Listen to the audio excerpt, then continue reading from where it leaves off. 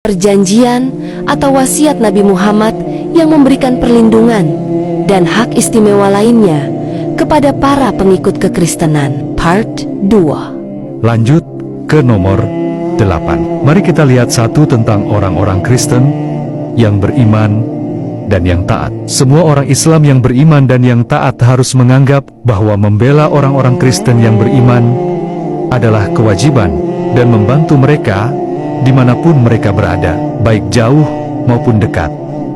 Dan mereka harus melindungi seluruh kekristenan. Mereka harus melindungi tempat-tempat di mana mereka melakukan ibadah.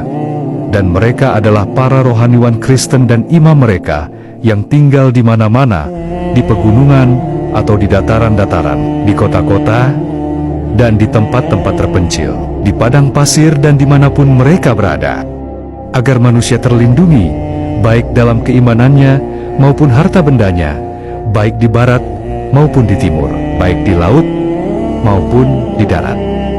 Dan itu adalah perjanjian dengan orang Kristen di Persia. Jadi cukup spesifik dalam hal itu.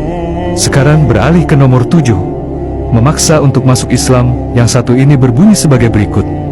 Jangan ada seorang pun dari umat Islam yang boleh memaksa umat Kristen masuk Islam.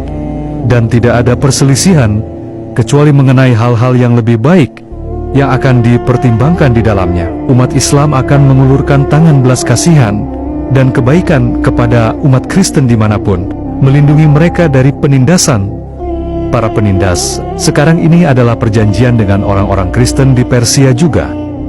Sekarang beralih ke nomor 6. Orang Kristen benar-benar telah membantu, dan yang ini berbicara tentang hal itu, sehingga dikatakan orang Kristen menghormati aliansi kelompok aku. Mereka mengakui hak-hak aku. Mereka memenuhi janji-janji yang mereka buat selama pertemuan kami. Mereka membantu para ajudan yang aku utus ke wilayah perbatasan.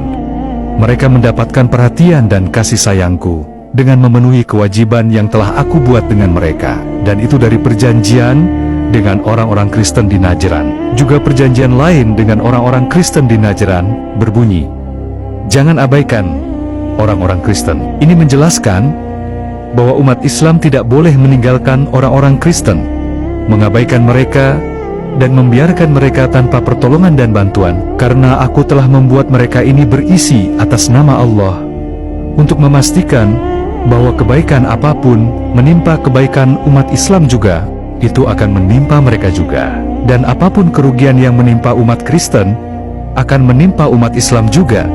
Selanjutnya, perjanjian nomor 4. Nomor 4 benar-benar berbicara tentang dukungan bagi umat Kristen. Jika umat Kristen mencari bantuan untuk memperbaiki gereja, umat Islam harus memberikan dukungan dan perjanjian mereka, atau untuk mengatur hal-hal yang berkaitan dengan urusan dan agama mereka, umat Kristen. Mereka kaum Islam harus membantu dan mendukung mereka umat Kristen. Dan yang ini adalah perjanjian dengan orang Kristen di seluruh dunia.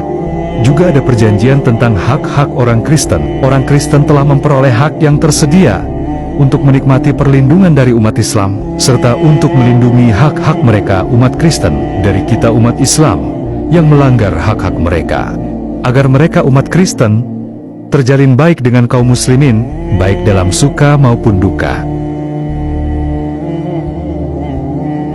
Ya, kok bersambung lagi sih?